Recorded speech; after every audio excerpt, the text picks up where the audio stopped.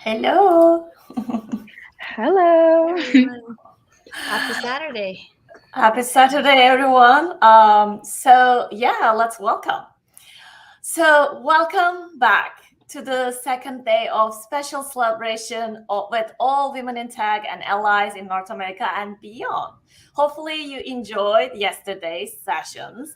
And today we have a packed agenda for track 1 and track 2 again. We are looking forward to actually having you just join us for the rest of the day. So to introduce myself, for the ones who don't know me yet, I'm the regional lead for Women Tech Makers program in North America. So this year's theme is a unique, like any other year we had so far. So progress, not perfection, like we said yesterday. And we actually celebrated already, like with some of the speakers, this theme yesterday, and then we are going to continue our great topics with great speakers today as well. So we would like to actually say that we have lots of mini raffle prizes that we are giving out, and then we will talk about that one. And then I will hand it over to Karina to just tell us about the housekeeping items. Awesome. Thanks, Kira. Hi, everyone. Hope you all enjoyed day 1 and welcome back to day 2. So just a quick reminder of our housekeeping items for today before we hand it over to the floor to our speakers today. So of course, please be respectful to each other in the chat and follow the community guidelines. You can check it out in the link shared here on the screen.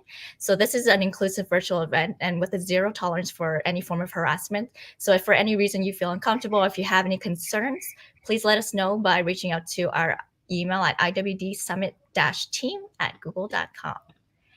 There will be time at the end of each of these sessions, as similar to yesterday, where speakers are able to answer your questions after their talks. So feel free to share them directly in the chat and we'll be able to answer them accordingly. And you can continue those conversations as well with speakers and attendees in our IWD North America Slack group, where registered attendees have already been added here. As with all our events, we always appreciate your input. So help us improve the event experience for you, and please share your feedback via this link here at google/IWDNA22-feedback. And of course, we always love to have you share your memorable moments from this event with us on your socials by tagging us at Google Devs NA with IWD North America hashtag. As Cooper mentioned, there are still many raffle prizes up for grabs. All you have to do is to be entered is either tag us at Google Devs NA on your socials with the hashtag, or also fill out the feedback survey as mentioned previously. Yesterday we gave out the Google Pixelbook Go, and today we have a lot more to give out. So looking forward to it. And now I'll hand it over to Carolina to cover what's the agenda. Thank you, Karina. I hope you're all feeling super inspired, empowered, and just refreshed from yesterday's session, and I'm looking forward to another amazing day of events. To remind you, there are 3 tracks, and we have some talks and workshops happening simultaneously. So be sure to follow those specific links. Just want to highlight and call out a few sessions for you. We have a workshop on reimagining design thinking with Arielle Wiltz, and if you joined yesterday's NFT session with Alexis Schneeling, she'll be continuing that workshop later today. So be sure to check that out and follow the NFT Slack channel as well. We'll be having a technical talk with Megan Mehta on making your first app with Jetpack Compose.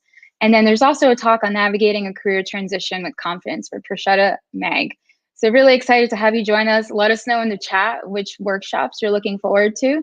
And with that, I'll hand it over to our moderator for the next session, Procheta.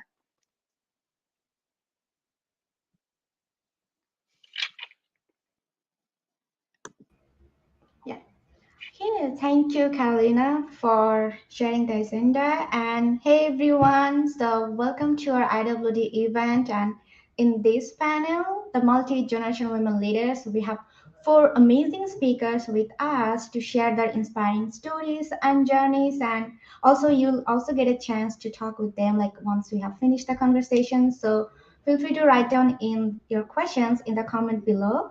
We'll go through that. So I would highly request our speakers like to share a little bit of intro about yourself and like how you get into your current role in the role that you currently have. So yeah, I would just start with Vidya. Like, what about you? How's your story? Hi, everyone. Lovely to meet you all this Saturday. I am Vidya Srinivasan. I'm currently a senior product manager at Facebook or Meta. I started my career as a product manager at Microsoft. So, what really got me into big tech was pursuing a bachelor's and master's degree in computer science. But that's not the interesting part. The interesting part is what made me pursue computer science as a career, as a major. So growing up, I had, I'm the only kid, but I had a lot of cousins who were all boys predominantly, and pretty much all of them studied computer science. And they were all, fairly older than I am. And a part of me was always curious on why is everybody studying computer science? And, they all had stellar careers. So call it competitiveness, call it curiosity. A part of me was okay, if they can do it, I guess I want to try it too. So that's really what got me into computer science, because I also I'm still extremely, passionate about music.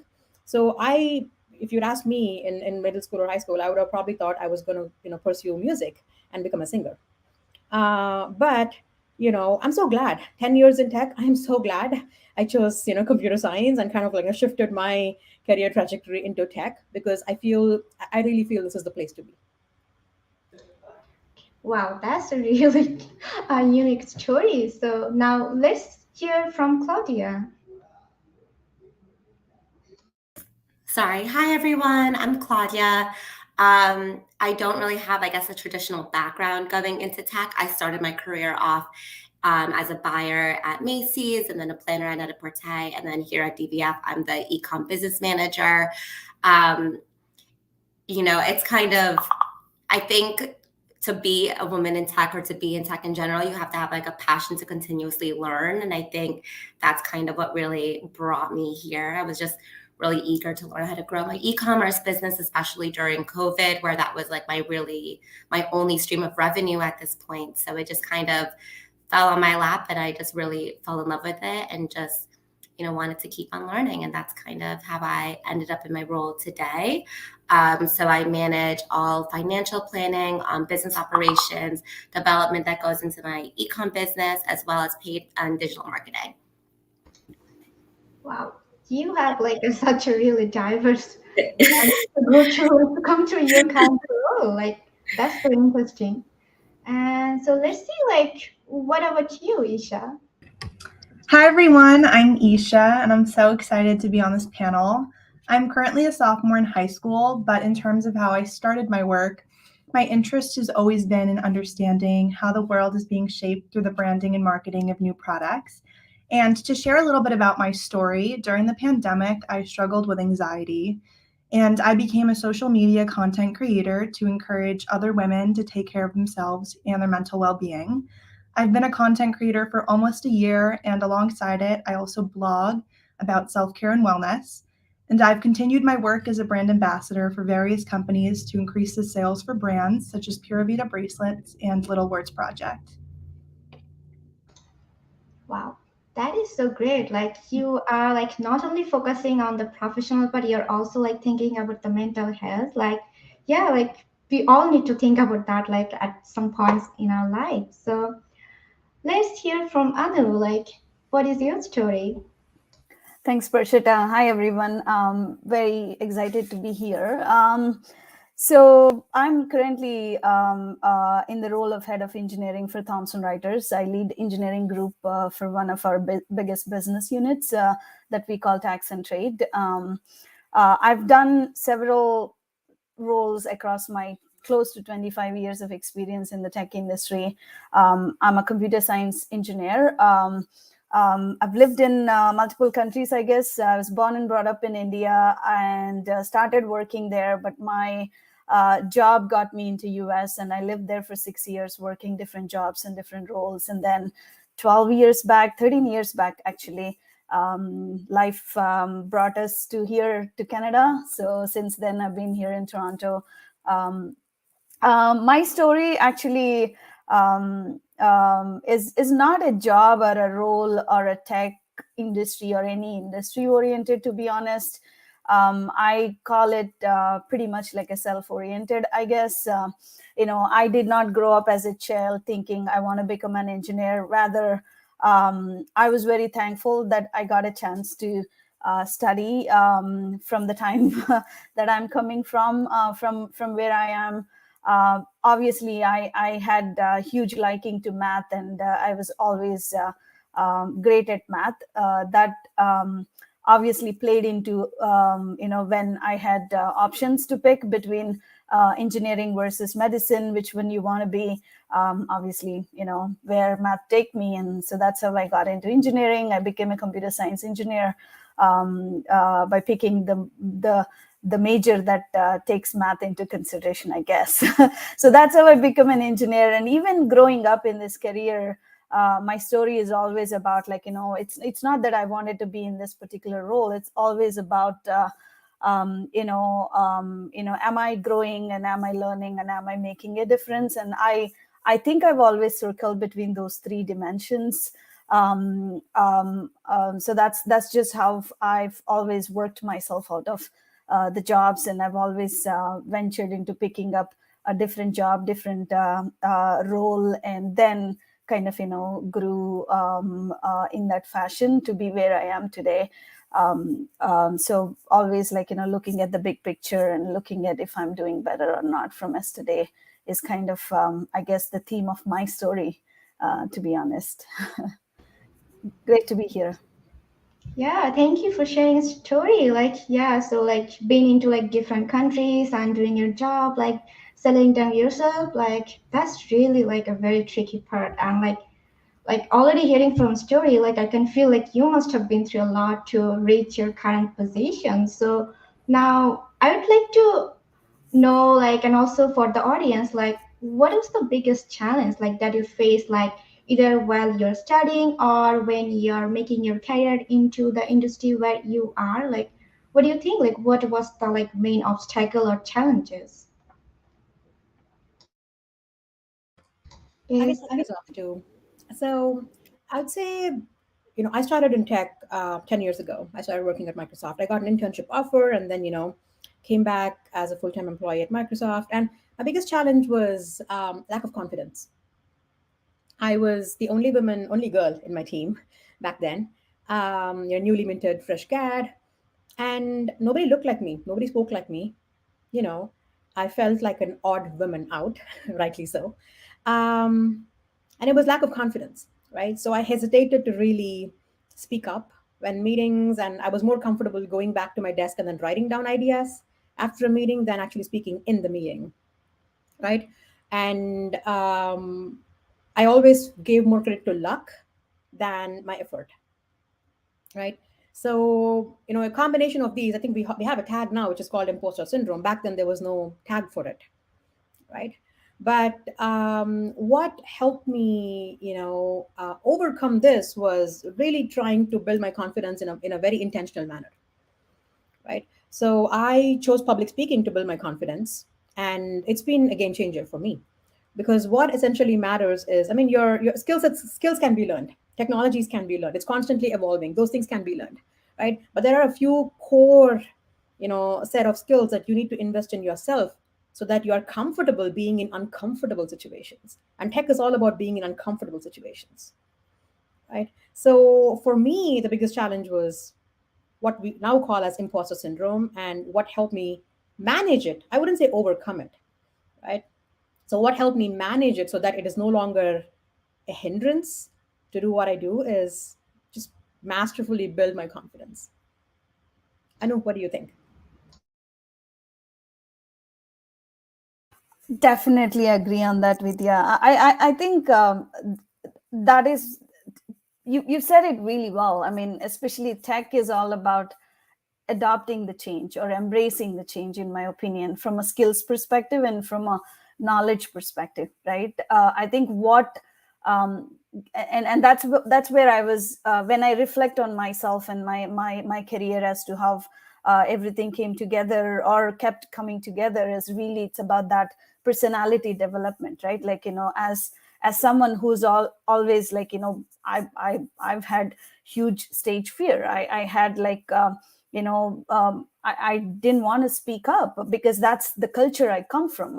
As a culture, I've been always told to, just be quiet, don't speak, like just don't speak your mind. You're a girl and you just need to be quiet, and that's your role in the society, right? Like, coming from that kind of a culture and what society had been telling me all along for my entire life, breaking out of that shell, building that confidence and building that personal skills, that interpersonal skills that are required to be able to kind of, get out there and do what my head is telling me that I'm passionate about and I want to prove myself to be, and all that.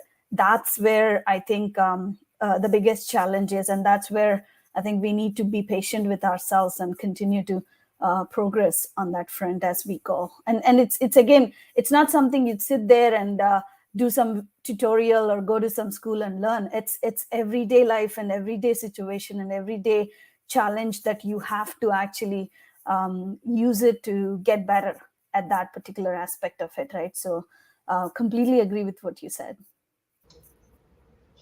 Yeah, thanks for sharing your story. Now, let's hear from Claudia. Like, we know, like, you have been through Macy's and now your e-commerce business. So, like, how was your journey? My journey's been definitely very fulfilling. I was going to kind of trickle off. Like, one of the biggest challenges I probably faced was the overwhelming space I think technology is. So there's so many different aspects to it, and like trying to find, what is the best program for you. It could tend to be very overwhelming. So that's probably been like the biggest challenge. However, with that being said, I find that the tech community, especially the tech community among women, are just so supportive. Like, there's so many Reddit threads that can help you, guide you through any direction that you kind of like need to go on. There's like GitHub for like programming and all these different tools where, like, once you're starting out, I think it's kind of like very overwhelming. And then you have that doubt in yourself where you're like, am I doing the right thing? Like, is this a scam? Should I be talking to these people? But like once you kind of overcome that fear of like asking a question, and again, imposter syndrome, like I may have not had the most experience, but I was definitely, like an owner of my business. So I know like what is right from a financial point of view. And then just kind of overcoming that fear to even ask the question or learning new things was definitely a hurdle. But once you get past it, it's kind of, it's just people wanting to support one another and making sure, everyone's grubbing in the right direction. So that was definitely something that I had to overcome very early on when I got into my role, especially during COVID, and I kind of just had to get past it or we wouldn't be going anywhere. But yeah, that was a little bit about my journey, my hurdles. Yeah, thanks for sharing your journey. Like, yeah, that is like what we need to know. Like, even though like no matter what the situation is, like if it's the pandemic or if it's the normal time, like we always have to keep ourselves like uplift by our own, like just not relying on the situation. So okay, so now I think like so since you already have like a lot of experience, like I can already hear like from yours, like you have been through like a different types of career options and everything. So what do you think like and what do you believe that the young generation and especially the young women they need to know like if they consider their career in the technical field? You could go first. Go ahead, Claudia. No. Okay. I think for young women, especially, I think it's, kind of coming over that self-doubt, especially when, I remember when I was in high school, I was the only girl in a computer science class. And I was just like, okay, so this may not be for me. And ironically enough, I didn't choose to be in it. I was kind of like forced to, but it definitely felt like a boys' world. So just kind of overcoming, that fear, and also femininity and being a woman is so powerful in itself that it's really easy to forget that you have that, right? So, it's almost having like a false sense of confidence and just kind of like really owning who you are, I think is really what you need to have, especially when you go into like any industry that is male dominated for the most part, whether it's finance or anything else. Yeah, I think from my perspective, actually, I'll probably digress, not too much, but very little. It is what we are up against as a challenge in future that kind of worries me more. Late last year, I came across a study. I think that it said like girls were less likely to study STEM. Out of some 2,000 plus students, some like only 30% highlighted that they want to study subjects related to STEM, right? And then it followed by saying females are less likely to consider a career in technology compared to men, and that was like 27% versus 60+% between like the difference between like female and male, right? And the study also highlighted that there is like a shortage of female role models being considered as a major barrier for the young woman to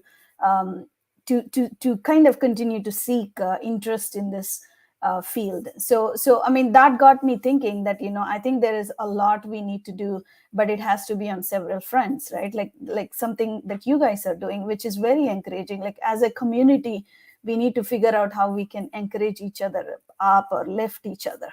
But education institutions also have to play a big role in inspiring females to pursue the career.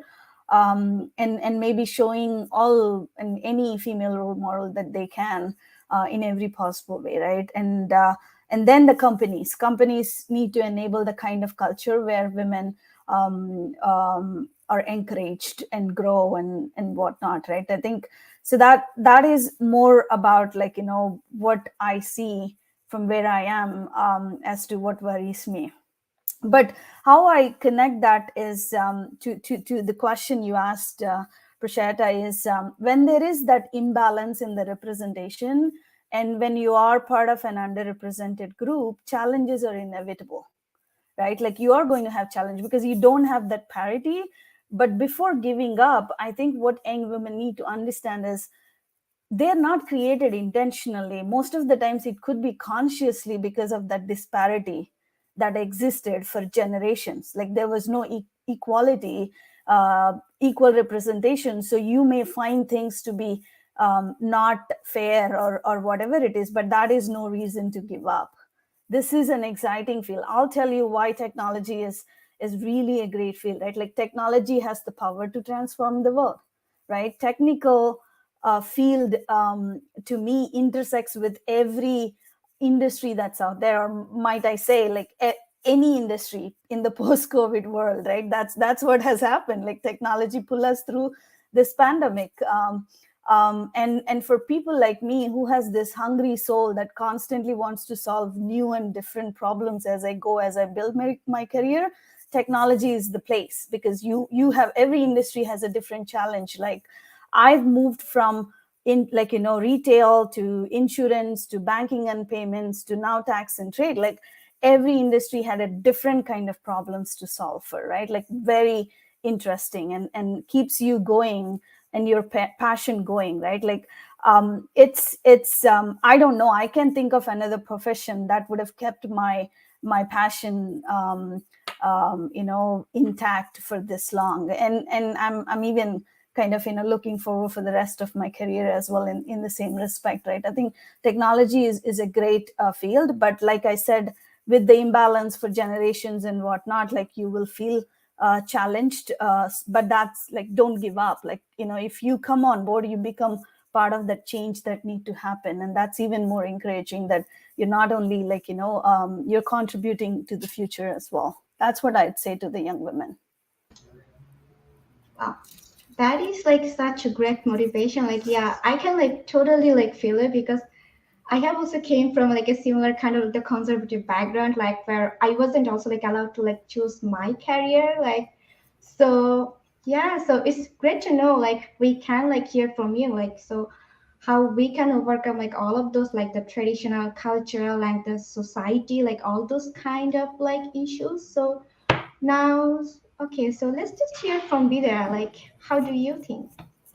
I think I'll just pile on to what Anu said here. I think she touched on the importance of role models. I'll really double down on that. If you'd ask me, hey, what do young women need to see or hear to consider tech as a career option? They need to see role models. If you're a brown woman, if you're able to see 5 or 10 other brown women who came, basically traversed the same path or similar path as you, and is, doing inspirational things, then that's going to give you a big boost. And similarly, if you're a black woman, find role models, right? Because women, unfortunately, are still the minority in tech, but we're getting there. Like the landscape has already changed. 10 years ago, when I started to what I see now, landscape has changed. We have different problems now. That's for a whole other conversation. But if you're able to, find role models, go talk to them, and don't be afraid to just send them an email or send them a LinkedIn message and tell them, hey, I saw and so, or I came across you and I'm inspired by you, and can I just grab coffee with you? Most of them will be happy to at least chat with you, if not meet with you, right? And all you need is a few people whom you can lean on when you have that self-doubt, when you are unsure of, should I do this or should I do that, right? So when you have these moments of self-doubt, or when you have these moments where you're unclear if tech is still the right option for you, just go talk to them, right? I've lost count of the number of times, where I've heard from brown women, South Indian brown women like me, come and say, I didn't know a Southie can do this. I didn't know we can actually like do such things. I'm like, of course we can, right? So it matters, like, and if you are working, and if a woman or a school student is coming, and school or college student is coming and reaching out to you, just hear them out, right? Because they're reaching out to you because they see you as an inspiration, they see you as someone who can help them in their journey, right? So definitely spare a moment and talk to them, because that's going to make a huge difference. It definitely did for me. Yeah, like, yeah, I guess like, okay, so what we just shared, like, yeah, let's just try that out like once in a time, like to connect with your mentors or role models and see like if they can help you. Like, I believe like everyone is like always there to help you. You just need to like find the one like that you're more comfortable with. So since we have already like talked about a lot of like the challenge and obstacles, like I would just like to share a bit about the suggestions or advice. Like, what is that one advice like you would give someone like who is looking to grow their career into the technical field? So, what do you think, Claudia? Would be your that one advice? I mean, it was truly was it's kind of like a running joke in the office that it wasn't a job until I made it one. So it was just something that, like with COVID, the team just kept on getting smaller and smaller, and there were just gaps that were being made. And I didn't really have anyone who I could go out to and reach out to. Like LinkedIn was my best friend, Google was my best friend. And then at first, as like a fashion merchandising major, my parents were immigrants. They do the most Portuguese thing in the world, and they own a construction company in America. Like, it just didn't really seem like a path for me, to be honest. And then slowly and surely, like as I was just kind of creating this rule for myself and like, talking to developers, like making my site like more like efficient, my CEO was like, "So Claudia, you're like now in tech." And I'm like, "Who, me? Like, are you sure?" Because there was that self-doubt I had where I didn't even realize the things that I was doing for the past year had, like, I didn't even think, like, I started doing SQL at work, like, and it was just something that I was like, okay, well, this is just more efficient of my time with the lack of resources I have. And then it kind of really perpetuated me into this role and how I even got interested in it. Because to be honest, especially with my backgrounds, I didn't go to school for tech. Right. So it didn't seem like it was even an arm's length for me to even get into that space, no matter how much I wanted to. And then here I am talking to you guys in a panel to kind of give me that like stamp of approval, essentially. So that's really, what got me into it. Like, not thinking that I would ever even be able to step into that world, just, be always like a client or a vendor, essentially. And then,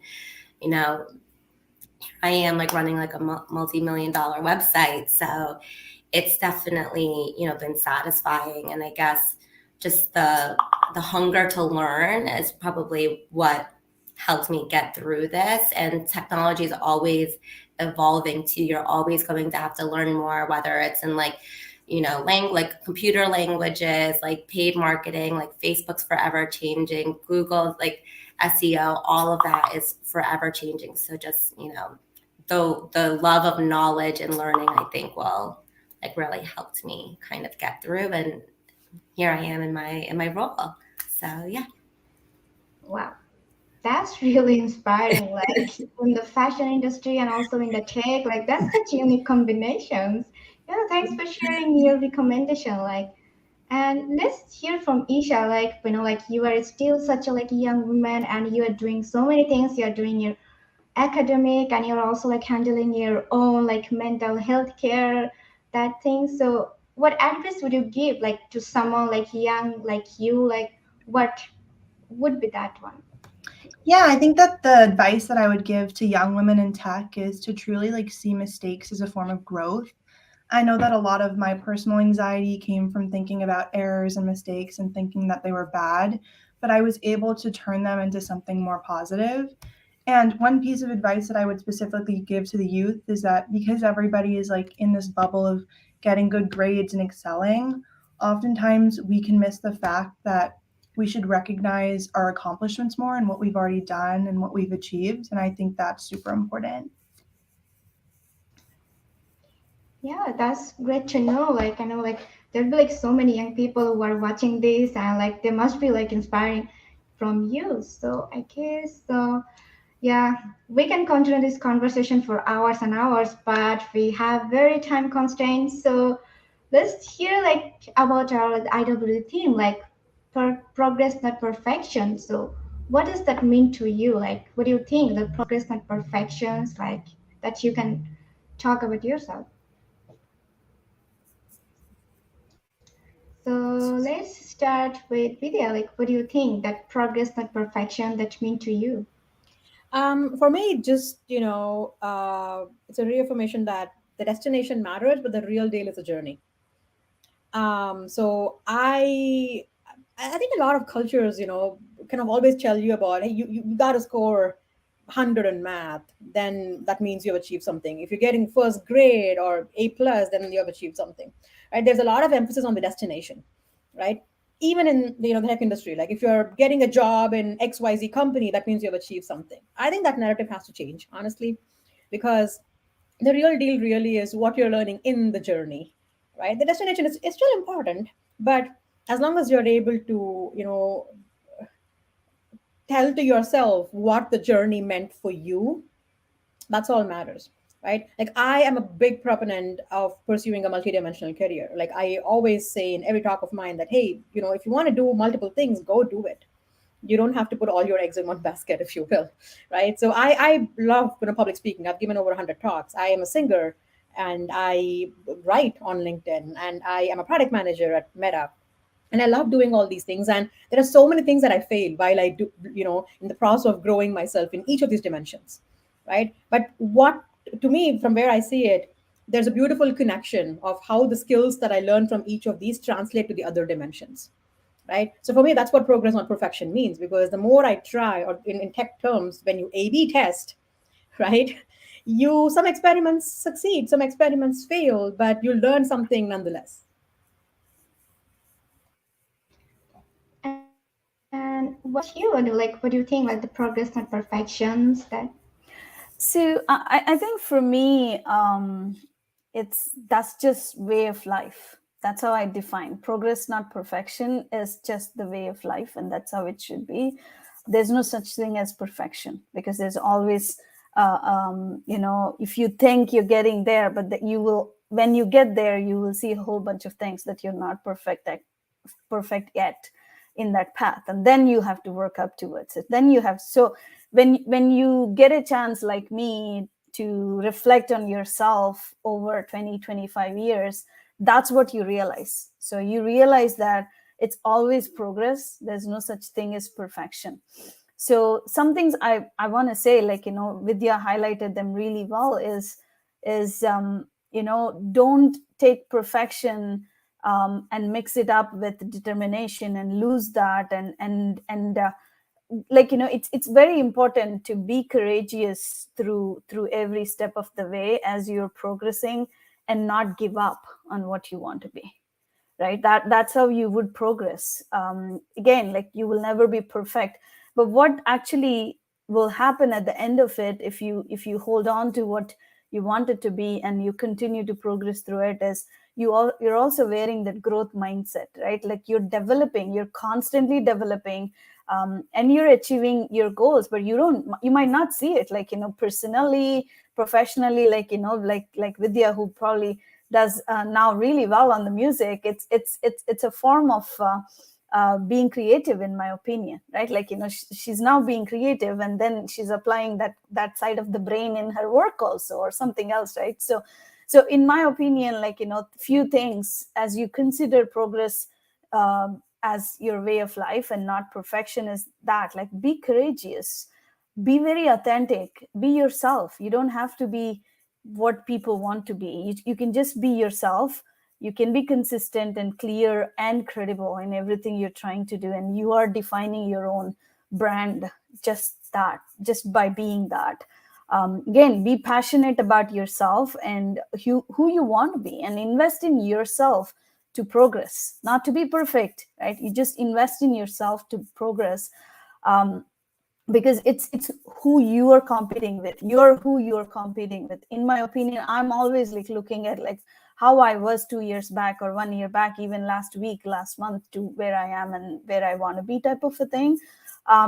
So last thing, I'll say this is a very famous proverb that I always like, and I always remember when I have bad days, is smooth sails do not make skillful sailors. They don't, right? So if you consider everything you're into, that is, you can only imagine how skillful you will be at the end of that sail. But it's just a journey, right? You got to do more of those, and you will be doing more of those, and there's no perfection in that journey. It's only a progress, right? So that's just how I consider. And I was really thrilled about the theme of this conference being that, because I think I really advise all of you to take that as a way of life. Nothing, just take that as a way of life and continue to progress yourself. And each one of you will do wonders as you go. Thank you for sharing experience. Like I guess from the sales, like it reminds me of like Claudia, like who is an expert in the e-commerce business. So what do you think the progress not perfection mean to you? Yeah, I mean, I think it's, it's kind of what what Anu and Vidya said before. It's, you always kind of want to always keep learning and growing. Like technology is always evolving. For me, it's also like you learn from your mistakes. It's very human and natural. You're never going to do anything 100% perfect. If you deploy a new feature or something on your website or your company or your brand, there's always some room for error. So when there's like hiccups, you learn from it, and then you get to create like an SOP for the future. So I think it's definitely being okay with the mistakes you're making, learning from them, and not being too hard on yourself when you make them. Is how I define like progress, not perfection, because you're always learning, you're always evolving, and your career should be doing the same, I guess. So Yeah, thanks. Like, yeah, that's kind of like a unique like recommendation for everyone. Like, yeah, just don't worry about being the perfect. Just like go with the flow and like you will figure it out. Like, so what about you, like Isha? Like you are still in the early phase of your career and doing so many amazing things. So what is that like the progress and perfection mean to you? Yeah, I mean, I really agree with everybody. And I think that it really means like focusing on the journey rather than the end goal. And it's enjoying like your small achievements and accomplishments. And it's consistently like learning and growing and improving each day, even if that comes in different forms. And I also think that it's like working hard, even when things don't turn out the way that you wanted them to. Just like keep going, keep pushing through things, through the difficulties and challenges. And it's knowing that like failure is a part of success and it's a huge component of growing. And your small failures along the way are only going to lead to good things in the future. Yeah, that's awesome. So it was such a like incredible like conversation with all of you. Like you are so doing well in your own field. Like we have such a like a diverse like career options and everything. So now we just only have like 5 more minutes. So now let's see like if we have any questions from the audience like that. Okay, so I see like we have one question. So that is like, what is your next progress to perfection step, big or small? So anyone wants to like answer these questions? I can share a small step that I'm taking. So I always I'm really keen into public speaking and writing, but recently I started writing a lot more on LinkedIn, and it's been a very interesting experience, I would say, because product management is a very hot role right now. Technology is booming, so I write about the good and the bad and the ugly. So when you write, the good, bad, and the ugly, and keep it really real. I'm a mom, so I keep it very, very real because I got no time for, fake stuff. So it's not always met with, with the right intention that you are trying to convey, right? So I'm actually learning more on, the diverse set of people that consume what you read, what you write, and how do you actually write for all and be inclusive of even opinions that you're not so aligned with. Like I get people, sometimes people get really pissed off when I write something and they hurl hate slurs at me, so I'm trying to like learn, okay, what does this world look like over here? So I don't really call myself an influencer or content creator. Those are all just tag words for me. I just want to share what I'm learning, but there's a whole world out there and I'm learning all about that world. I can add a few thoughts there as well, Procheta. I think it's two ways, right? One is professionally, I'm always thinking as to what else I can pick up. Basically, I always look for bigger problems that my company has wherever I am, and see if I can contribute to that, right? Like not just the job that I'm on, but if there are other problems we need to progress on, or initiatives that need help and whatnot. So I'm always on the lookout to kind of what I can do to contribute, because to me it's all about making a difference, right? So at work, personally, you would probably be laughing at this, but I always, like, similar to Vidya, I don't have enough confidence that I can tell stories really well. And I think there is a lot that I need to learn. And I learn every little possible way. Like before this, like I was talking to my son, like who is 17 or close to be 17, just like, talking to him about how do I tell my story, right? Like, and he gives me a lot of good insight. Like I have two wonderful kids who are born and brought up in this part of the world, so they grow up to be different compared to how academically I grow up. So I learn from them every day in terms of everything that I can in terms of developing my personality. So it's the little steps like this and big steps like that at work, and maybe something like, adventuring as well in terms of what I want to learn when it comes to my head. But it's always about taking those steps. Yeah, thanks for like answering the questions. Like I guess like you already have like a more diverse idea like from the answers of our speakers. Now let's say we have one more question. So what is your favorite hobby that has tied you into the tech space? Like Claudia, Isha, do you wanna hop onto this? Yeah, I can talk about that. I think that one of my biggest hobbies is definitely content creation. I started exploring it like about a year ago. I just started learning about it. I was so inspired by other people who also started creating on like Instagram or even like TikTok and stuff like that. And I was just really interested in like the logistics behind it and how they created good content that actually made a difference for other people and like a positive aspect. So I really started exploring it and I found passion within that. I was like, it made me so happy just to like spread the message to take care of your mental health and to take care of yourself.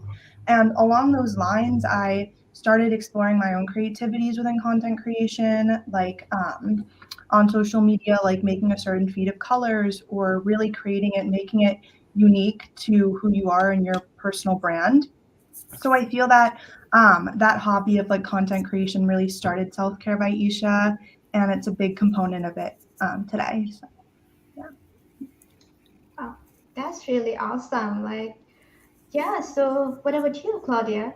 Yeah, I mean, I definitely feel like a true millennial at this point, but social media has definitely been a hobby that really connected me into the tech space. But it's more so for like multicultural like preferences. Like it's really fascinating, as I am in fashion, like how other areas of the world shop. Like in China, live streaming, like similar to a QVC, is so popular. And like, why is it not in America? Since we just love consumption and we love ease and fastness. So trying to kind of find like the new ways of how consumers shop is really interesting. And like things like TikTok, like I'm a big person on Reddit, like I love Reddit.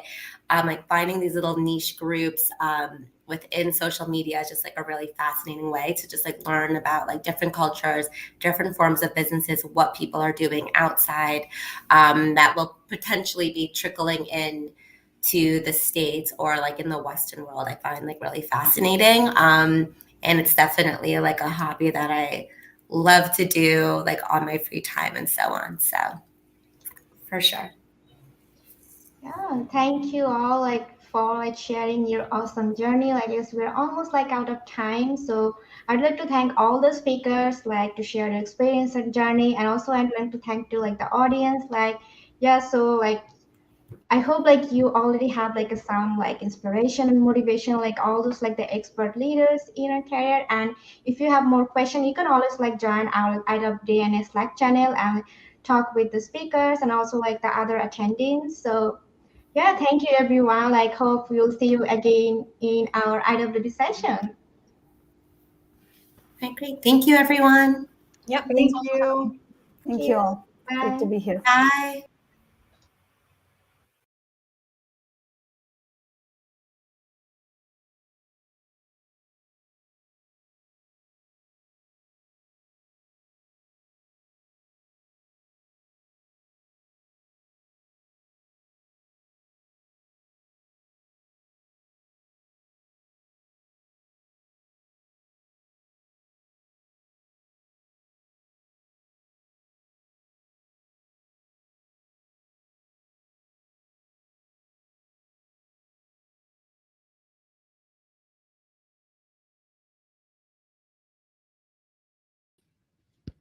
Hello, everyone.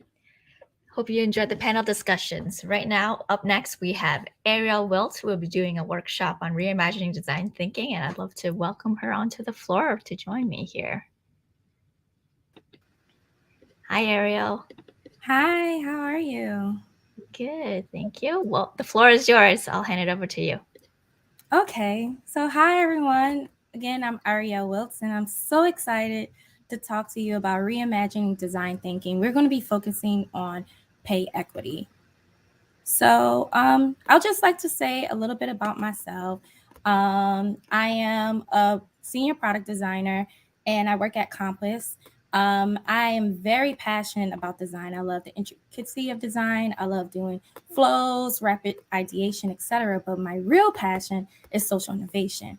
And what I am diving deep into right now is looking at design ethics and the impact of products within marginalized communities, especially Black and Brown communities. And it really started in 2018 when I was working at Frog Design. And while I was there, I created 2 programs to really start creating dialogue, as well as creating pipelines for marginalized communities to get into the creative industries. So that's more so my passion of it. And we're going to go dive into deep into this here. And, just skip a slide. Okay, before we start, I want to go into the inspiration of this conversation. So the inspiration is really what helped me create this workshop. So first, one person is Maggie Graham. She is a designer at Google, and she wrote this amazing article on design thinking, and I think everyone should check this out. Another designer is Teresa Moses, and she is a Black designer as well as social innovator, and she created a template that we are going to explore together. As well as Mio Saki, she's a chairperson at Design for Social Innovation at School of Visual Arts. It's in New York, and also she's my mentor, so she really inspired me with this workshop.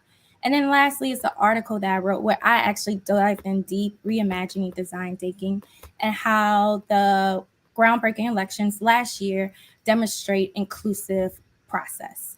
So that's what we're going to get into. So give me a second to slide. Okay, so what is design thinking? It's a 5-step process. Typically, designers, community organizers, creatives, people in the tech industry utilize this. And you empathize with the user. So it's like really doing a lot of user research. Then once you get that, you begin to analyze and define the problem or your findings. And then you usually pick one finding and you go into the ideation of different concepts like rapid concepting it. And then from one, you prototype that one, whether it's low fidelity, high fidelity, and then you test.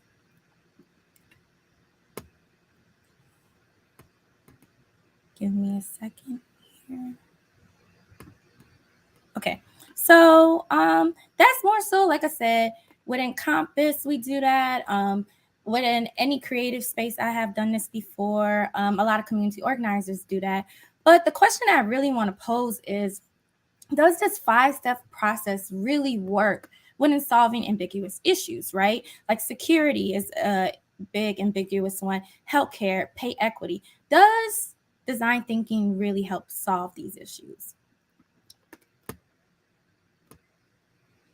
And I'll argue, no, it doesn't really help because these problems are more convoluted, it's more unpredictable, it's messy. There's a lot of complexity that comes with these issues, like historical, socioeconomical context.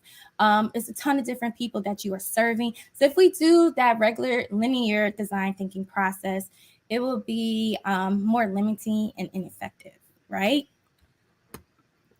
So what I'm really calling for us to do is so as Maggie said, she said, design isn't magic. To address a wicked problem is to look for its roots. There's no hexagon map for getting there. So what I want us to do is really let's look and reimagine this, right?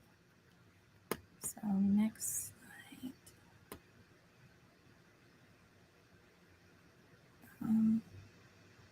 Okay. It should be coming. The next slide. Yes. So next slide. So it's really more so of a circle. And remember, we're doing progress, not perfection, right? So it's really going about it in a way of, instead of really empathizing, we're going to sit there and listen, allow people to tell their stories, allow people to share their experiences. And from there, as you listen, you'll see more patterns. Understand the context as well as historical, social, economical, but also understanding like your beliefs and how this may perpetuate some of this system issues. Mapping, really looking at the whole ecosystem, defining what problem we're going to look at. Again, rapid ideation, measuring, seeing the impact, seeing how it may cause harm, seeing the time and the effectiveness of it, and as well prototype and test. And like I said, it may be, I put in a circle, but it's really not linear at all as how you may approach this. So what we're going to focus on is two. We're going to focus on context and mapping. That's the two that we're going to focus on today. So as we're going about this, I just want you guys to know, feel free to comment in the comments, because this is going to really be thought-provoking. Have a piece of paper, write things down, like your thoughts as we go about this as well.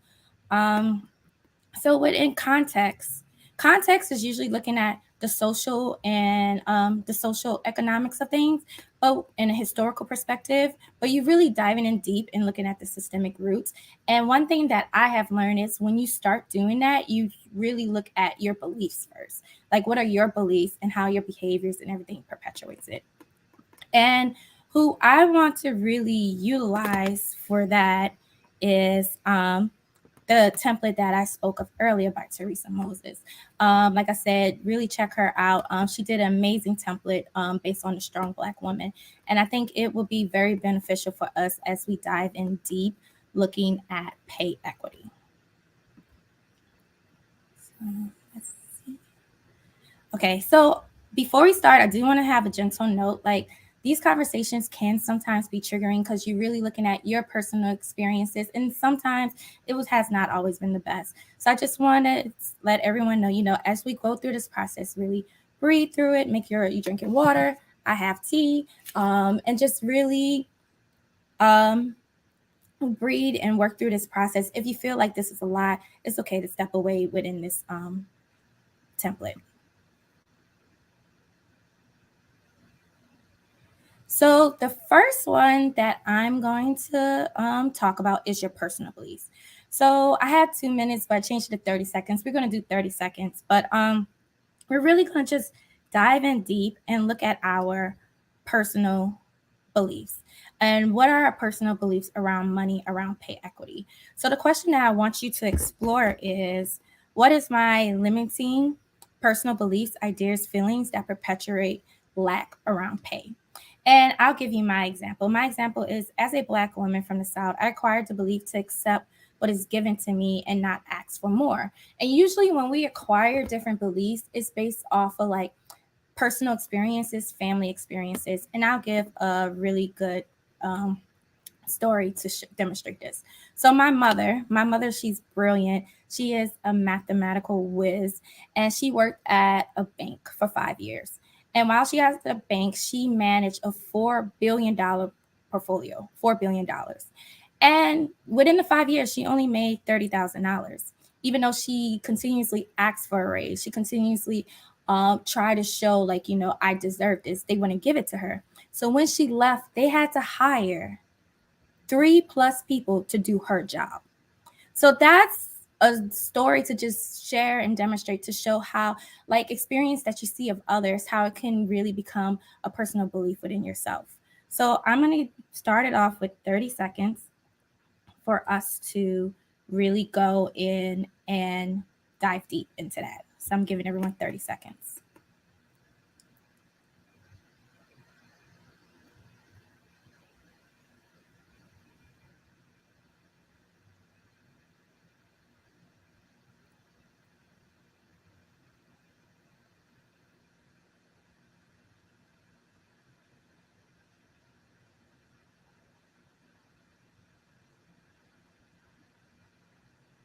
Okay, that's time. Let's go to the next one.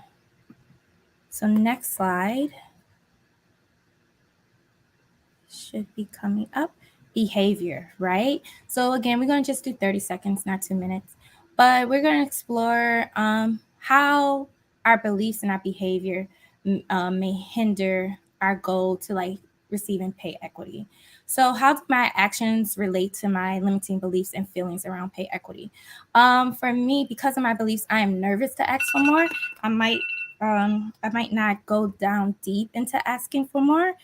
Sometimes I'm afraid of retaliation. So that's like one of my personal beliefs. So again, we're going to do 30 seconds, and I will ask everyone to really sit and think about how are your behaviors reflecting your belief. And let's start.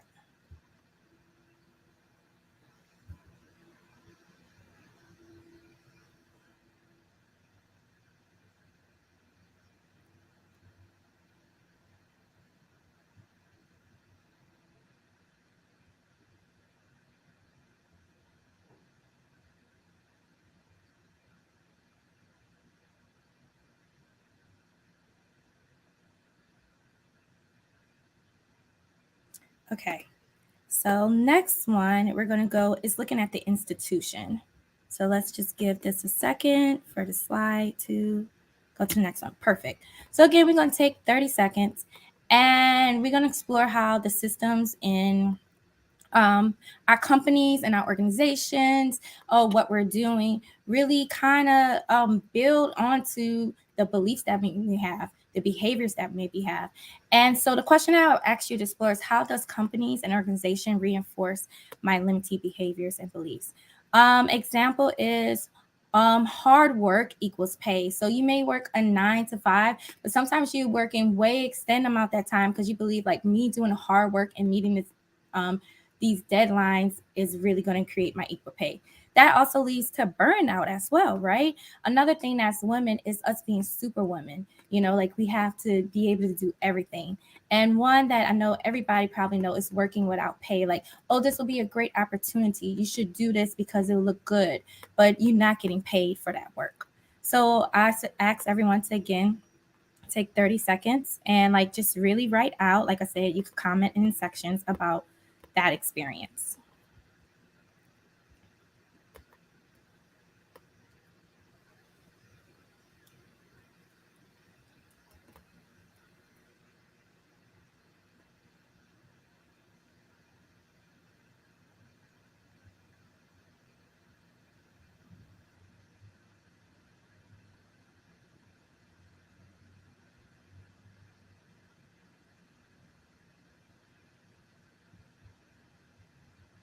Okay, so next we're going to look at the culture. So slides coming soon. Let me see. Okay, so culture. So culture, when we think of culture, it's more so like society itself, right?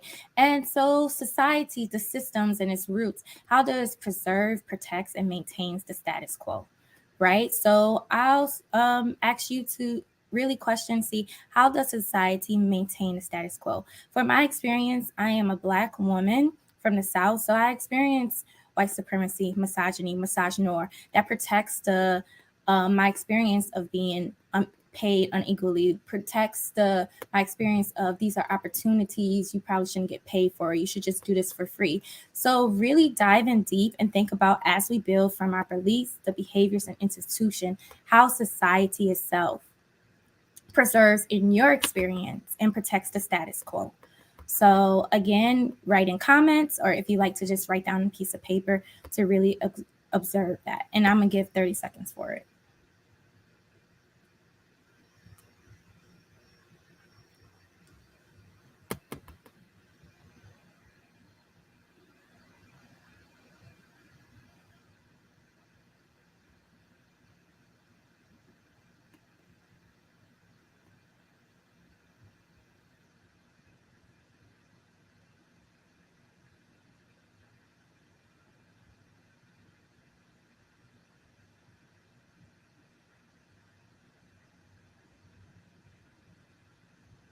Okay, so next slide. Breath break. This was a lot.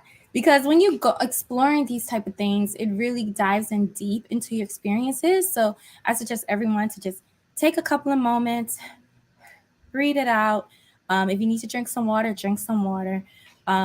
before we go on to the next thing, because I'm going to explain to you why I believe that we had to go here. And the reason why you go here is because everything's connected and there's value when you look at your painful experiences. And I could give the best example for myself. And when I started the program at Frog Design in 2018, I have experience trying to come into the industry as a Black woman. I experienced not having the resources and not knowing who to connect with. And those are painful experiences for me. And those experiences did affect my beliefs. They did affect my behaviors. However, those experiences perpetuated me to create and want to create change for Black and Brown designers in particular, but more so designers in general. So it can really help us when we understand the context, whether it's understanding the social economical context by doing research or understanding the context within ourselves, it can really prompt the opportunities for solutioning change. So that's why we dive deep into the context. So next, we're going to dive into mapping. And it's just really looking at mapping the ecosystem and of pay equity and how it all happens and works. So let's go to this now.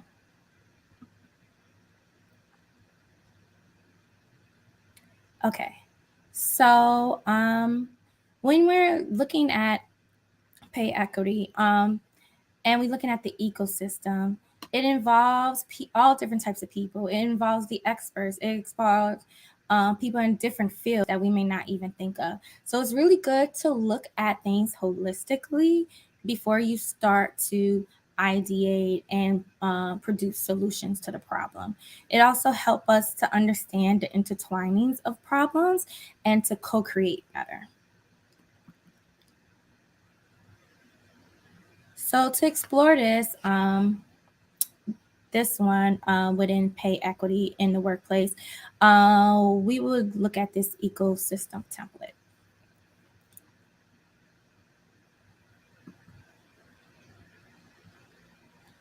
So first, within this ecosystem template, let's do 1 minute for this one.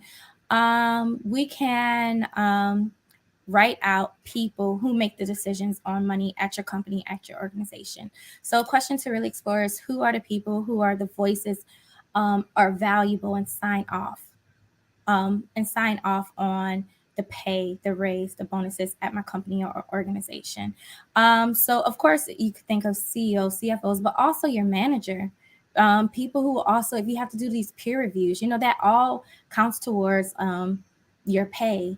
And then like your argument for why you need to be paid more or be paid more equitable.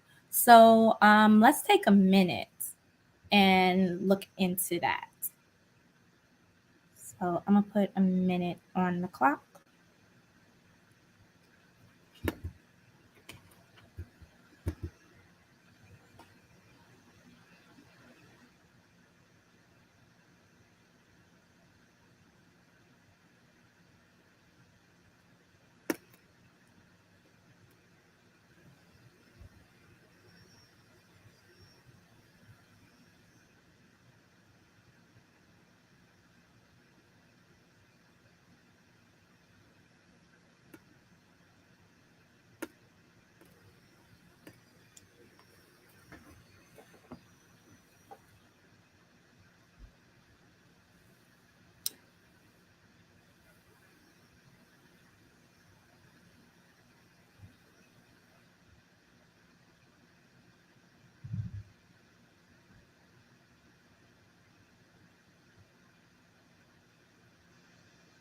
Okay, time.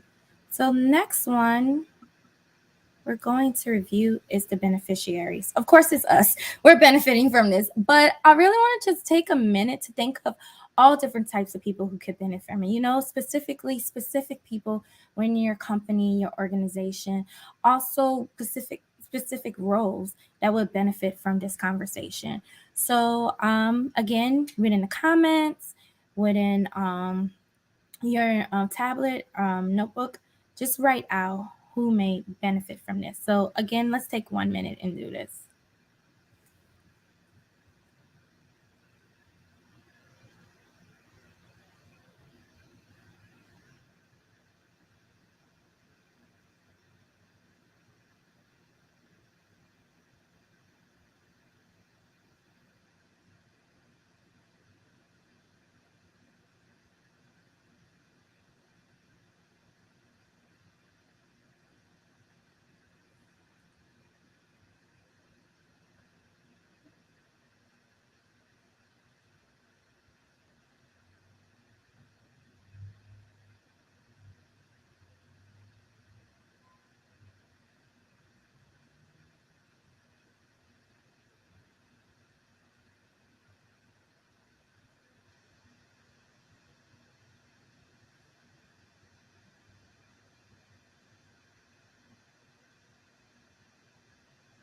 Okay, next. Okay, the ignored. And I think this is very important when we look at the ecosystem, because we sometimes think of people, but we don't think of the people who are often considered.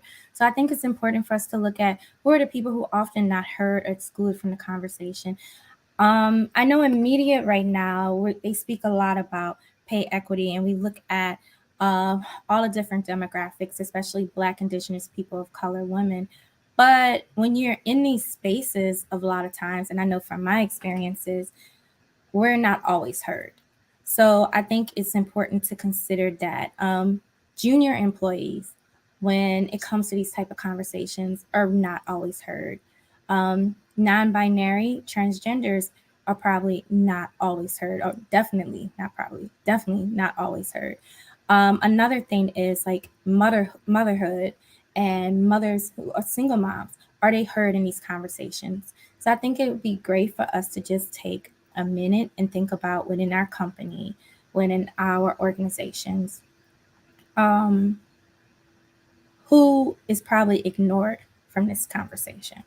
So let's take a minute and explore that.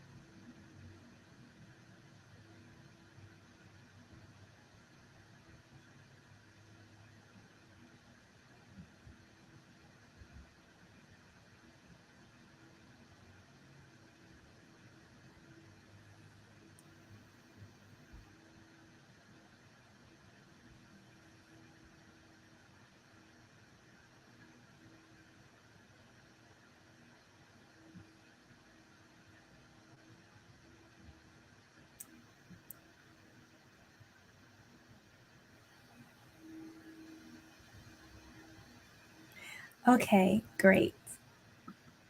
So next, we're going to go into the deciding factors. So we're going to take a minute and list out the deciding factors for the decision makers so it can lean into your favor. So maybe let's do a minute and a half for this one, not a minute. But let's really look at what are the deciding factors and who makes those decisions and what conditions need to create it for action to take place, right? So like if a company having a hiring freeze, leaders may say it's inflation, stock turbulence, stuff that's going on right now. COVID could be a big thing right now. So I'm going to give you a minute and 30 seconds for us to do this. And then I'm going to give you my viewpoint on this as well. So first, I'm going to allow everyone to just really think about it. Like, what are the deciding factors when it comes to this? And then I'm going to give my viewpoint on that in a bit.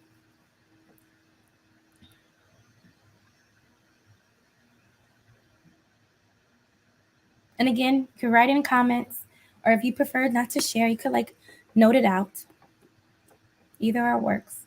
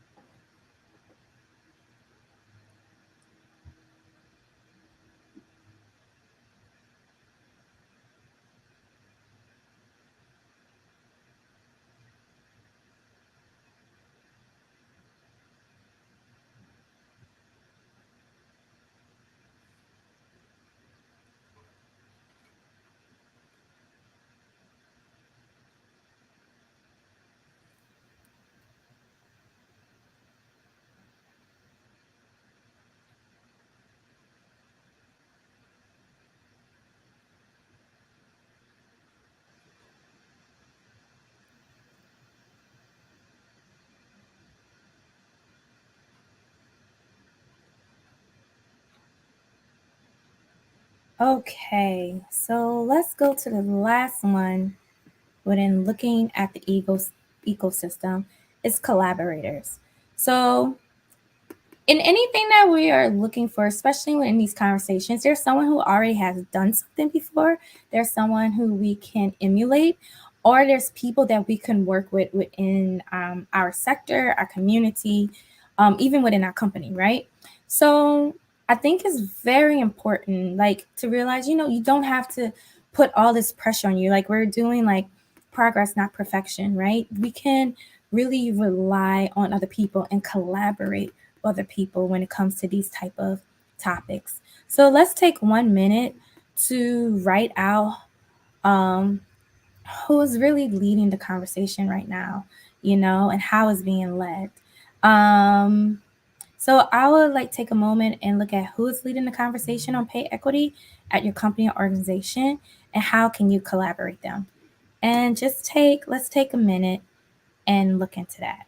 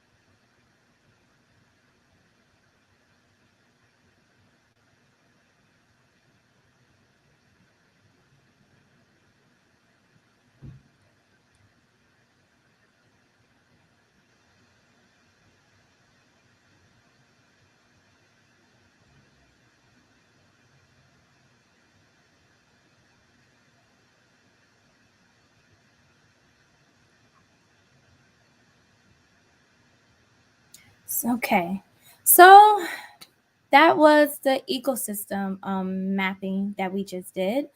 This is something that I have done before, especially with like Design for Social Innovation, School of Visual Arts. But let's talk about the importance of this. So the importance of ecosystem is to be able to look at things holistically. So you'll be able to position your solution and your conversation. Like when I said I want to backtrack with deciding factors, it's good to know the deciding factors because a lot of it is arbitrary. A lot of it is sometimes excused by the organization or the company. But in order to have your conversation and to have your argument, it's good to know these are the things that may have come up. This may be the reason why. So because of this, how I'm going to position my conversation, how I'm going to position my idea to create the change that I want to see. So that's really pivotal in order to do this. Another reason why it's really good into looking at the ecosystem, because when we begin to start defining the problem and begin to start ideating, we can't work in all aspects of it, but we can see and narrow down on one and then build towards how it will affect all the others. So it's very beneficial to just really look at ecosystems. And like I said, we work focusing on pay equity, but this type of work can work on anything, especially when it comes to more of these ambiguous issues, conversations that deals with systems and systematic roots. So next, what I'm asking is for us to explore the opportunities.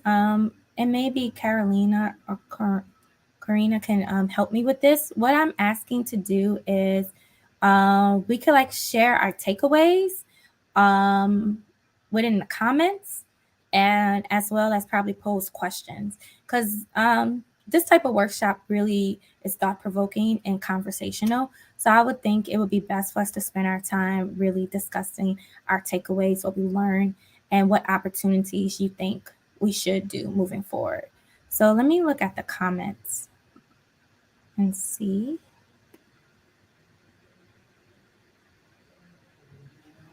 Okay. Okay, it starts. Okay, I agree with you, Sherry. Pay equity does start when the employee level within your company. So I guess I pose to you, like, what opportunity do you see within that? If it starts with an employee level of your company, how do you think it should start? Like, I can give an example. when I was doing work, it wasn't for pay equity, but it was for DEI. What we started doing is I just proposed like start having a talk series, and we were able to get like $100 in order to get food, and I had to do the promotions, I had to do the marketing. That's how I met Carolina, actually. So just really was like, okay, we have a space, and I want to propose us to start talking about this and create dialogue in this space. So how would you think about doing that within your space?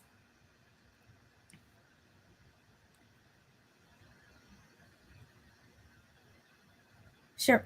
Sherelle stated, I have these conversations with leadership. So like, how do you have these conversations with leadership? That would be a great one to really start. Like, what would be a way to start? And if y'all can comment so I can see it, since, I don't think I can unmute anyone to have this conversation, but like, how were you able to have those conversations with leaderships? Like, what did you do? That would be a great way to think of it. If leadership is listening to the employees, I think it would be powerful to split into groups and do series workshop. I think that's powerful too. And another thing is, what I have learned is sometimes if you start it yourself, leadership's going to listen. They didn't really listen to me when I was like, oh, I'm going to do this D&I talk series. But when they saw the amount of people externally coming in and wanting to have this talk and how thought-provoking it was, then leadership was like, oh, maybe we need to consider this more. And oh, maybe we need to do this and that. So I'm a firm believer, just me, is starting it. And then once we start it, leadership can come around if in your organization leadership does not. Let's see. Who else? Okay, Sherelle, she wrote something really powerful. People have to bring these conversations to the forefront and be willing to address the inequities in the workspace. If there is no place to build that into a workplace, then change won't happen. And I think that's excellent. And unfortunately, we do not always have the opportunity to create that space. So if you work in an organization that does not allow it, how can you do it externally? What I think a lot of times, especially being a designer in tech and then being a designer in general, because the amount of designers, I believe, that are Black are like 3%, is going outside to start having these conversations. And if it's not beneficial in your workspace, sometimes it's like, maybe I need to leave, because there are places that will allow you to have these conversations and put it in the forefront and willing to address these things without issues. Like the story with my mom. My mom did leave, and my mom did very well afterwards, So I think it's very powerful in really understanding these things. Who else?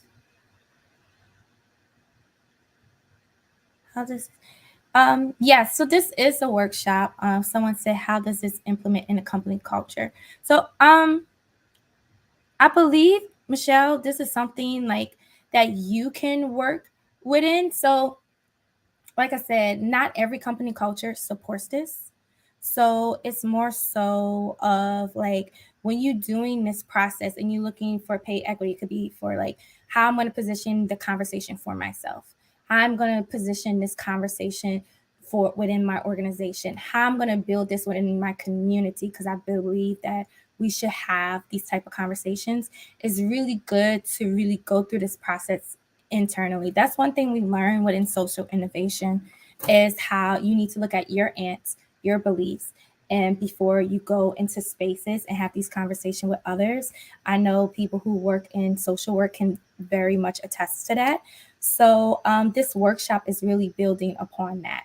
And it can be a plethora of different ways. Like I said, it could be just like you having this conversation. So I understand the ecosystem. I understand my beliefs. So moving forward, I'm going to ask for these different amounts because I'm going to try to break a barrier of how I have thought before. Or I'm going to try to organize for more junior employees to have these conversations, or women who are mothers to have more of these conversations, because it's not always spoken of.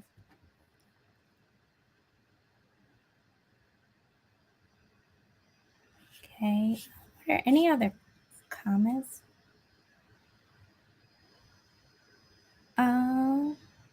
Okay, Sherelle, she is a community organizer, and I see the many ways that things overlap, even thinking through the way policy works on a city, state, federal level. If people don't speak up, change. I totally attest to that, and I believe that 100%. Like, you know, we have to speak up. And one thing Sherry said is it starts with the bottom level. Like, one thing that when I did this research about reimagining design thinking, and I was looking in the context of the Georgia elections, right? And how they were able to turn the state blue. We know Stacey Abrams, she did a lot when it came to looking within the we know she did a lot with looking at the legal system and legislation, but there was a lot of people who were doing grassroots things, and they were going into the communities and having these conversations with people and the community as a whole to really line up. There were people who were going door to door to make sure, hey, you may not be able to vote, so let's make sure you re-register, because like different systems may have kicked them out, etc. And there's like a name system that shows that. So yeah, so I think it's a mixture of both, of like hit it within like Sherelle does community work, and she does do work within the state level, whereas like Sherry working with the employees as well. So like I said, that's where it will be extremely beneficial to look at your collaborators and how can you collaborate with that. Carol has a question. Does this mean sharing your pay with coworkers that could be frowned upon? How can we overcome that? This is a difficult, like, how do you say? Yes, it is a difficult and great question. Actually, I've been seeing, I don't know, people on social media. I love social media, TikTok and Twitter, because it also is thought provoking to have conversations. And what I've been seeing is people are starting to become more transparent within this type of conversation. So there's different ways. I feel like if it's someone that you trust and build a relationship with as a coworker, a mentor, that really also benefit me. When I'm in companies, I try to find an ally or a mentor to have those conversations with. That would be like an easier way to start it. Another beneficial thing is, say if you're not comfortable starting to have this conversation within your company, you could work with people who are in your industry and go to different events and have transparency. And I think we maybe it's like millennials, Gen Z are becoming more comfortable with having transparency with these conversations. Also, I think there are like different like Glassdoor, and what else they have like the Fishbowl now, different things that really say how much are being paid, but I feel like they don't always break it down. And this is just my opinion.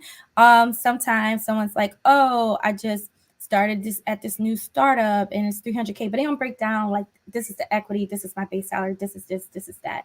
I think that's very beneficial to be transparent with, because you may look at it and be like, oh, people are making so much money, or oh, I'm doing too much, but really just being transparent in the sense of not in a braggy way, but like, this is how much I'm being paid. This is how much the company is equity. This is how things turn around.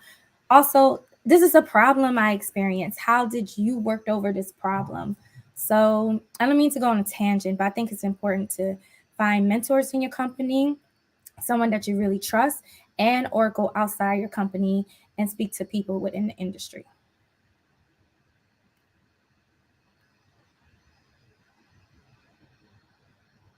Dan, I completely agree with you. It's taboo because employers do not want you to talk about it. In most places, it's not illegal, so just have the conversation. The results may surprise you. Yes. And yeah, Glassdoor is not, Glassdoor give you a range, but it won't really help you really find out how much you are getting paid. Let me see. Yes, we're moving forward to better pay transparency for now. Most of my research are still from general researchers. Yes, I agree with that. But it's very powerful, man, when you have these conversations with people who are in your industry, because it also might not feel so, yeah, it might not feel so, like taboo, taboo in your company. So I will say start having a conversation within your community, or try to first find a community that within your industry, and then start having those conversations there, because also it'll be helpful as learning different people's tactics on it. Chelsea, in the U.S., discussion between employees about pay is protected by law, NLRA. The challenge will be breaking the taboo. I agree with that as well. Cheryl again. In NYC, the pay range will now be shown on job descriptions.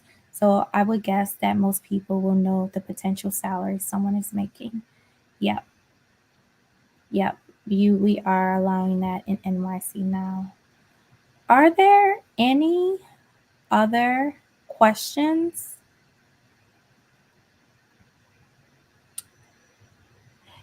Nadia, when you say the question is also taboo, what question are you speaking of? That would be helpful for me, because I'm trying to follow. It's taboo. Trying to see where that conversation came from. I'm looking up. Okay.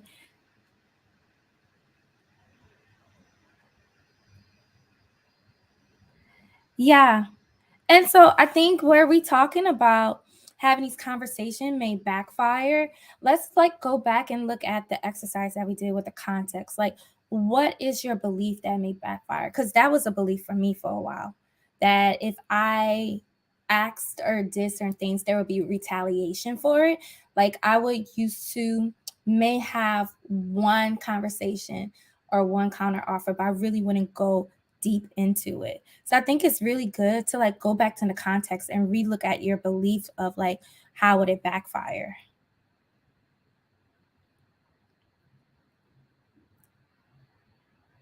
Jealousy with coworkers. And yes, if you feel like there's jealousy within coworkers, I think it's pivotal to have that conversation outside, because within other things that I've worked on too, I didn't have support of coworkers at first. I think one thing, and Sherelle has mentioned before, look within your beliefs, look within why you feel like you can't ask for different things, the behaviors in the institution. And then if you do not feel comfortable having these type of conversations within your company, I think it's very beneficial to have it outside within different organizations where people will have those type of conversations. So then you could come in equipped and have the conversation with your leader. And it doesn't have to always be high up leader. The conversation first starts with your manager, and really writing a compelling argument for it. Understanding these things may be happening right now, but this is what I am contributing. This is what I believe. So, okay. That's why it's not easy to have this conversation. To ask salaries. Yep. Okay. So let's go on to next. We just did that. So I'm going to provide resources. These resources is more so within reimagining design thinking. What I did was I took my learnings of reimagining design thinking and I applied it to pay equity. But there's a lot of resources that can help you with this as well when you come to reimagining design thinking. Let me see. Oh, okay. Sherry said, I don't mind telling people how much I make. Laugh out loud. I think it's important to share and make space equal and competitive. And I totally agree with you. And then Carol, I agree that starting a company community would be easier than starting a workplace. Yeah. And I think as the taboo erase, it'll be easier, but it's good to start the conversation in your community. So if people want to learn more about reimagining design thinking, these are the tools that will help you out, and you could apply for everything. Like right now we're talking about pay equity, but if it's something that you're really passionate about, that is more you want to try to create a solution or build something towards it, I think these are great resources. So Anne H. Berry, she wrote this book, Black Experience in Design, Identity, Expressions, and Reflection. It's really geared towards the Black experience because it's little to none within design, but I think anybody can benefit from this for sure. Reading this work, very beautifully written. Humanity Control, I follow them on Twitter, and they have workshops where it's mobilizing leaders who desire more equitable, human-centered approaches to work and well-being. And so their topics can definitely give you really focus on the pay equity conversation. Creative Reactive Lab is something that I actually love. I did a workshop with them before, and they have Redesigners in Action webinar series, as well as Revealing and Unlearning Racialized Design. That's taught by Teresa Moses. So the first one that we did. Also that I want to add, and I had it in my presentation, but I think it uploaded the older version, is Design for Social Innovation at School of Visual Arts. They have a program for community leaders, and for you could sit back and really like learn these techniques in order to start having these conversations. And like I said, you can use this for yourself, or you can also use this to mobilize within the community. And so if anybody wants to take a screenshot quickly, screenshot this for different resources to check out. And then again, I just wanted to bring out the inspiration again for this workshop that I created. I think everyone should check these out. It was very beneficial and helpful to really like start looking at the frame of pay equity and start having these type of conversations. And you can email me, or you can find me on LinkedIn. So ariellewiltz@gmail.com, or you can find me on LinkedIn. And I would like to thank everyone for taking the time to listen to this conversation. Thank you so much, Arielle. This is great. So we learned a lot, and then I really appreciate your time. Just being with us. So hopefully everyone enjoyed too. So feel free to put your comments on the comment section. So like how great this workshop was. So once again, we are really happy to have you here, Arielle, and then hopefully to just have you again. All right. Thank you so much. Okay. Bye. Bye. All right. So with that said, so we will have 15 minutes break. So you can either go to track 2, which is the actually upcoming one after this one, with this link, or there's like a simultaneous one with track 2. So you can type this link on your browser and then go to track 3 as well. So we have many great speakers coming up. But for now, we will take a break and see you here like at 12 p.m. PT time, Pacific time. So yeah, thank you so much.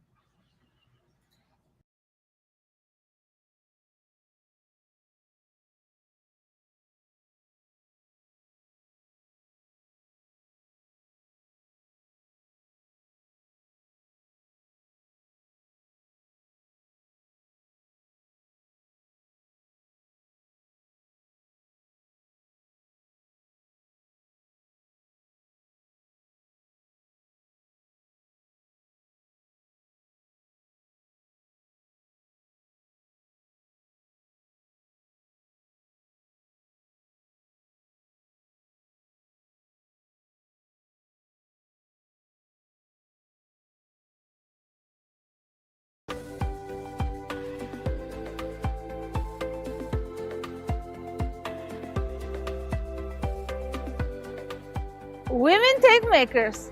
Hello from New York City. I'm Anuradha, your ambassador and Google Developer Group lead. Progress, not perfection, means letting the world see who you are. Hello, my name is Nakia Simpson. I live in Little Rock, Arkansas, and I'm part of the GDG Little Rock and Women Tech Makers communities. I believe that progress, not perfection, means that it's okay to make mistakes. I believe that's the best way that we learn new things, and that career paths aren't always straight. Sometimes they lead us in different directions, sometimes forwards, backwards, across, up, down. But as long as it leads you into the path that you're ready to go to, it's all good.